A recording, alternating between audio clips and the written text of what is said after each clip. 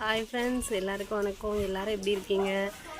இன்றைக்கி எங்கள் வீட்டில் ஐப்பொங்கலுக்கு மாலை போட்டிருக்காங்களே அப்பா, அதனால் ஈவினிங் என்ன சமைக்க போகிறோம் அப்படின்னு ஒரு வித்தியாசமாக பச்சை மிளகா சாம்பார் வைக்கலாம், அதை வீடியோ எடுக்கலான்னு சொல்லிட்டு தான் இன்றைக்கி வீடியோ எடுக்க போகிறேன். வாங்க வீடியோக்குள்ளே போய் எப்படி பச்சை மிளகா சாம்பார் வைக்கலான்னு பார்க்கலாம். மறக்காமல் என்னோடய சேனலை சப்ஸ்கிரைப் பண்ணிடுங்க. என்னோடய வீடியோ பிடிச்சிருந்ததுன்னா சப்போர்ட் பண்ணுங்கள்.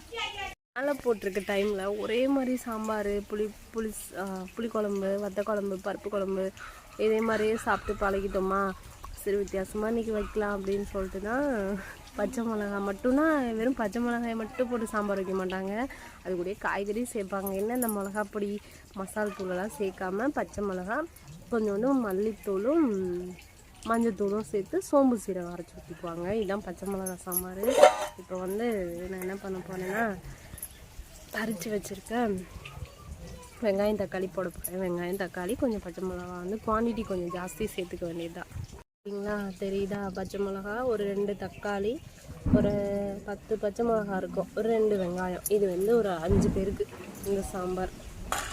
இதில் கொட்டிடணும். கொட்டிட்டு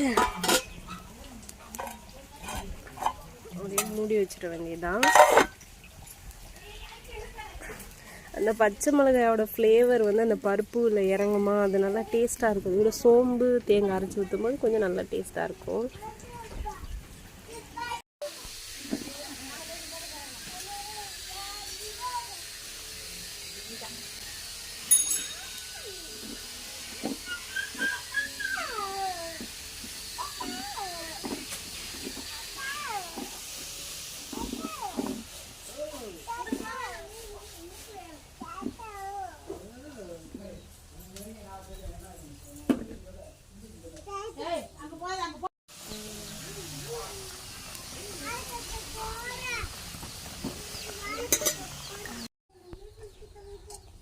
தண்ணியிலேதான் குளிச்சுறேன். அப்புறம் குளிச்சுட்டா மட்டும்னா அது என்ன ஆகுது?